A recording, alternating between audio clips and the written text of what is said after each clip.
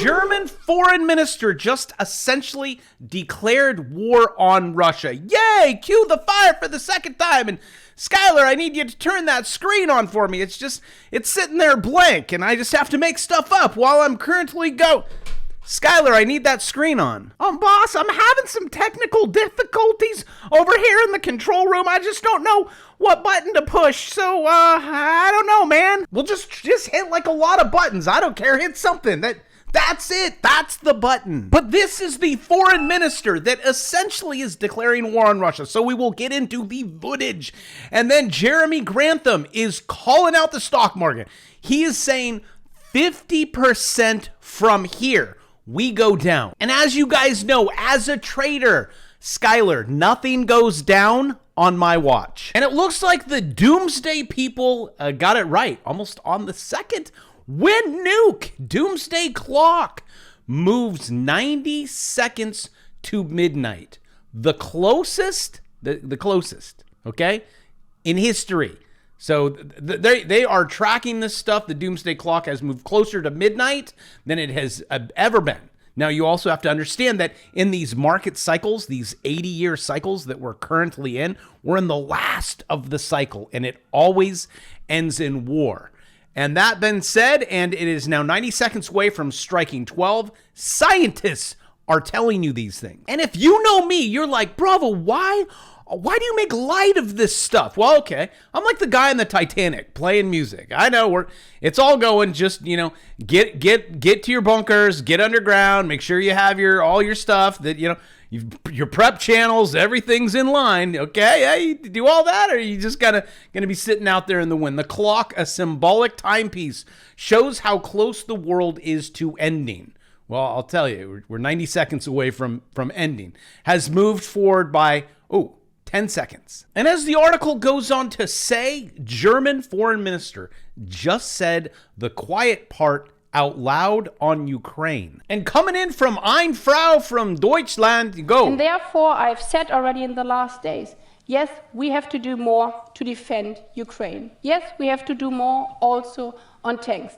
But the most important and the crucial part is that we do it together and that we do not do the blame game in Europe, because we are fighting a war against Russia and not against each other. Thank you. You're welcome. So here we go. A whole lot of people are going to make a whole lot of money. That's just what war is all about. And I know I was in it. I did the Iraq one. I know I wore the berets, badges. I had it all. I went through gas chambers twice. They shot live rounds over my head. I don't know why. And then they did it at night, so it's tracers, and it's even more frightening. Then you come to a realization of like, why? Right? As you get older, you start figuring out, the whole war game, and you're like, oh, man. So just so you know, I hate war 100%, and I hate the people that are backing it, because I know every foxhole or rabbit hole you go down, you always find a big heap of money. And I think there is a whole lot of people that are in lockstep on this one,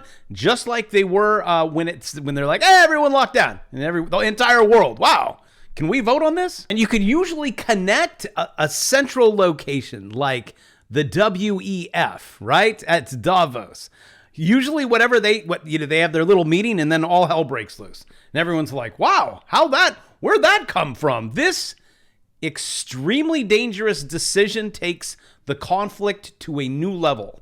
Furious Russia vows Western vehicles will burn, as Germany confirms it will give tanks to Ukraine, prompting Putin's TV puppets. Okay, here it is. Putin, TV, puppets, call for nuke strike on Berlin.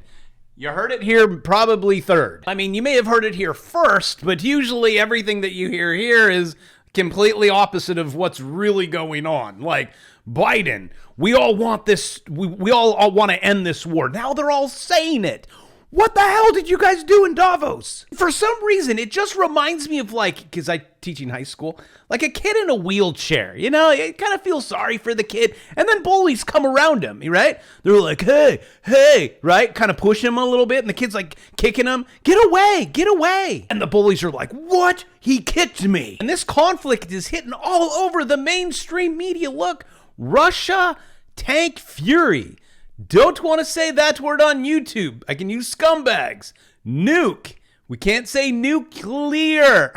So we'll just stick with nuke. Nuke Berlin. I'm telling you guys, we are heading to it. And also what we are heading to is a stock market crash.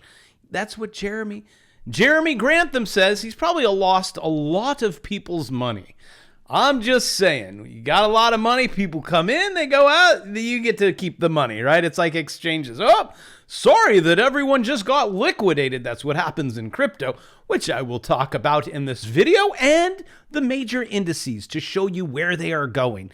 And yep, day number 2, still up. Well, that's because I got in early yesterday, but I don't think in your soul, that's just what traders are. We trade it up, we trade it down, we just kind of wait. I'll show you. Legendary investor Jeremy Grantham says the stock market could crash 50%. Yes, this year, I don't know, as the bubble enters its final phase. And he's saying another 20%. So I guess at the beginning I said another 50%. Now it looks like we'll just go ahead and end this game at 50%. Grantham said in a worst case scenario, I don't know if that's worst case scenario, the S&P 500, as I put in a buy order yesterday, falls upwards of 50% from current levels. Grantham thinks investors are putting too much weight into the idea that Fed cutting rates is a good thing. And I say, well, it just depends. As a trader, my macro view is that the market will go down, which it did. Okay, check. And then the Fed is going to pivot and the market will go up, okay, prior to the Fed pivoting, which could be like right now, I don't know. It's going to front run it, and then it's going to crash, like really crash. And so for those of you that get so confused, I thought you said the market was going to go down, and then you put in an order up. I trade markets every day. I went from playing video games my whole life to going, hey, if I'm going to sit in front of a screen, why don't I make money at this? And yesterday morning, my heart actually stopped. I don't know if you guys missed it. I did not. I was freaking out. Kind of like, exit prior to earnings. You see that right there? And it drops all the way down here. Yes, if you don't exit prior to that, you could really lose your soul. But when there is no earnings and nothing's going on, and something like this happens, it's frightening. And there was I don't know why he's laughing. There was 84 stocks that were actually affected by that.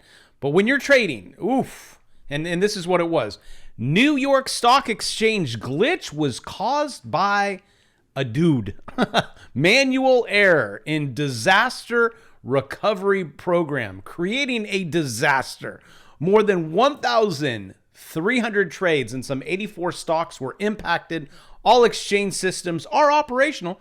We're all back to normal. Everything's fine. You guys get back in it. And I say you should probably do a little investigation, go down the money rabbit hole and find out what happened. With all of these stories, it's just like, bravo, what do we do? Well, that's why I have a watch list. You want to be a bull or a bear? And on this channel, I try to be both. But it just seems to come out very doom and gloomy. But I am bull and I am bear.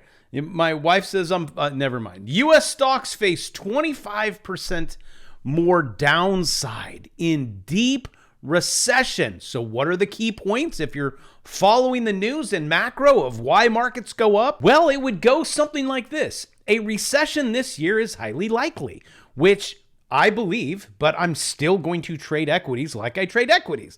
Just like in the last pump, everyone's like, oh my gosh, lockdowns, we're all going to die, the world. And then all of a sudden, the markets just doesn't seem to care, does it? Or I'm sorry, those little lines that I follow that I beg you to learn about, it would be deeper than anticipated. I think this is a global event. We have been in a recession. We're in a recession, and I don't know what's going to get out of how we are going to get out of this recession, well, except by government intervention, and you kind of know how that plays out. But typically in a recession, stocks still face quite significant downside. But wait, it gets better, to be limited by a potential steep Fed cutting cycle, which heard Canada is already pausing. Okay. Actually, the bond market, again, like if you can watch yesterday's video, it is very good. I break down where the market's going to go, where money comes from, and the bond market and when Fed pivots. All nice and tight in probably 20 minutes. Some of you said, best video that I've ever done, because I read every single one of your comments and I give you a little heart just to let you know I see you. I don't always comment back because I would spend 8 hours a day going back and forth. Oh, and as the article says, recession prediction is not easy. Sure it is. We're in one. You want to fix it? Just give the people stimulus checks. Fix. It's just you keep filling the can with cement. It's not being kicked anymore. It's just sitting there. Kind of like when you let politicians or people that want to hurt other people do things like this. Look at Los Angeles. Hey, I wonder why I left. They extended the rent protection, right? They've been there for how many years? I mean, wasn't the moratorium supposed to be up like 14 years ago? No. And I have friends that own properties and they're like, no, rent-free for life. I mean, what I should have done was sold my house in California, made almost $1 million, and then rented, and then just stayed there forever, rent-free. So if for some reason you are still in Mother Russia that happens to be located in, oh, Tesla, are you good today? Tesla reports revenue, beats earnings, congratulations. If you're, sorry, saw a squirrel, I'm glad I closed that position. I'll make your money and run. But if you're still in California, you guys, this is socialism at its best. And do I think it's going to change? No. Nope. And I'm big into real estate too. And I would love to own a property on the beach. I really would, but I can't. Frustrating. I'll be right over there, Florida. Oh, also in regards to a recession, crypto, I said I was talking about crypto. How is that going to affect you if you own the Bitcoin? I'll show you. S&P, the Qs, crypto exchange Luno acts as 35% of staff, citing market turbulence. See, everyone knows it's bad. So be very careful when it goes up that you FOMO in and you go, this is it. The bear market is over. Crypto winter is over. We can go all in. Which I say, okay, we're getting there. Okay, just relax. I don't think we're there yet. Last bear market, 264 days. This is according to my measurements.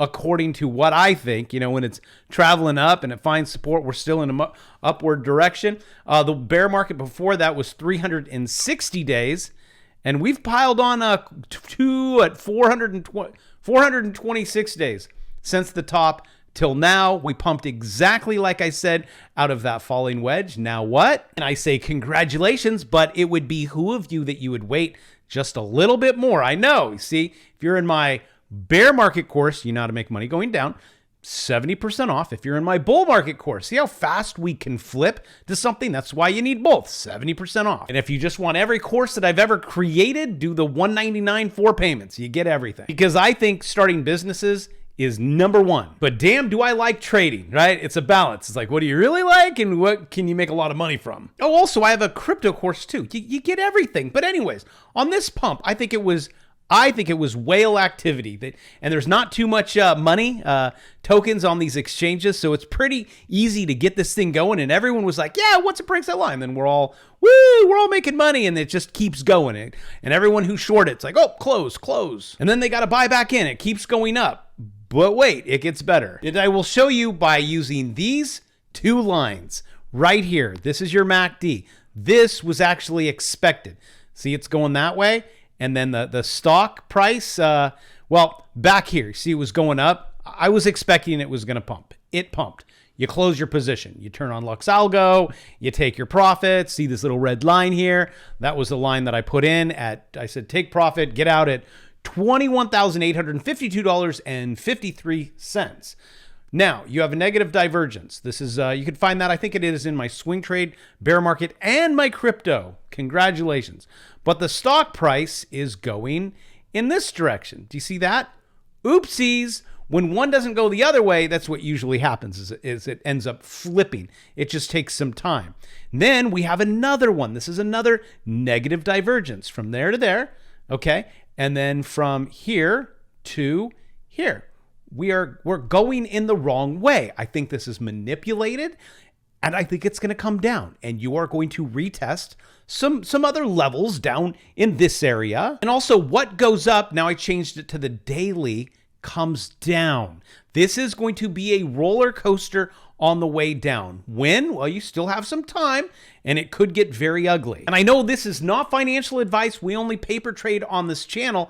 And I said, like, guys, don't FOMO in this area, okay? It's good to know, hey, Bitcoin now has some legs. You'll want to accumulate after the pullback. You do not want to accumulate in this zone. You're gonna get wrecked. You're gonna feel like an idiot 98% of the time. I could be wrong. And then where do I think it's probably going to pull back to? Well, I mean, you got your 200 right there. And I have been saying for about 6 months to a year, right? I said when it gets in that 20,000 underneath level, you could accumulate on the way down. How low could it go? 10,000, maybe 9,000. Well, why would you buy it at 20? I'm just saying, I'm giving you different, everyone. Some people are investors. They just want a dollar cost average. And I say, this is a really bad zone. Some people trade like me on the daily, so you can play this all day long. And some of you are swing traders that you're like, I think I'll do it once every few days. I'll get in and then I'll get out. Like on the last Bitcoin, you would get in, right? On the MACD, on the daily, you're like, I get in and you just wait to get out. You just keep going. Markets go up and it goes down. It goes up, it goes down. And the same goes with major indices. Look at your Qs. You get in right here and you're not out yet. You get out right here, right? You can click the short button and you go all the way down. Actually, I took out a little short. I took out a short on Bitcoin, but I used GBTC. See that? That one right there. But if you just want to click BITI, it shorts it on the way down. But if you want to click the button and click short or sell going down, so it was a little order. Don't sweat it. It's just to bookmark it for my head. On this one, here's your Qs. What do I think is going to happen? Well, I'm glad that you asked. We're going lower. Well, unless we get above that little dotted line that I just put in there. See, all-time high. Oh, hit its head, hit its head, hit its head, double hit its head. Again, and ta-da! Again. Now, also, you're also getting rejected by the 200, just like on SPY. Like, well, you're on this. You got above it. You're just kind of sitting there. What I would like to see happen, same thing. I want to see it get over this, okay? What happens if it goes in there? Right? You close 50% at least, maybe even 100%. If it did this, like that was Bitcoin, was like that. You're like, okay, yeah, I'm 100% out. What I want to see is I want to come back down. I want to see a retest and then go higher. Nothing is confirmed right now except we're going lower. Pull back, take a look at the chart and go, wow. That's a really ugly channel we've been in for a very long time. Which the same goes for the S&P 500. But I was like, okay, I'll take a try at this. Why not? 50-50, right? That triangle. And I put it in at $399. And that was more so a sizable amount. Some are, and my portfolios are 1% here, 2%, 3%, 4%, 5%. Try never to go above that. Because if you do, you really, really feel it. Also, I know it seems really stupid that you would buy based on just that little area right there. But as a trader, that's my area. And on the way up, I make 1%, 2%, 5%, 20%, 15%. Depends on the pattern that I'm trading, but that's what it is. And you want to see what I would do on the way down? Right there. That's my line that I'm going to go, nope, exit, which that could be a 3.89% loss. But it's okay. I'll be all right. Because at that point, I'm now getting set up for it to go down below it, retest, get rejected. I right click short, make money down. But so far, day 2, going into day 3, still in the green. And I know some of you are like, how could you possibly be trading with war going on? All of this bad stuff, Bravo. Shouldn't you be hiding under your bed? And I say no, because I have to keep an eye on Skylar because I think there's some shenanigans going on. Also, if I made you laugh in this video, whenever I make you laugh, just hit the like button. It's just like, you know what? Oh, you want to help me out here? I scratch your back, you scratch yours. It's kind of a win-win situation for you. I know the system's rigged against me too. Oh, and also, if you've made it this far, subscribe. You made it to the end. Everything is great. Now everyone goes away. Are you still here? The button, it's right there. You just click subscribe. Try it again. Or check and see if you've been unsubscribed because YouTube doesn't like me, and then just click it again. Thank you. Much appreciated, and I will see you tomorrow. Skylar? Skylar? Skylar? Where'd you go?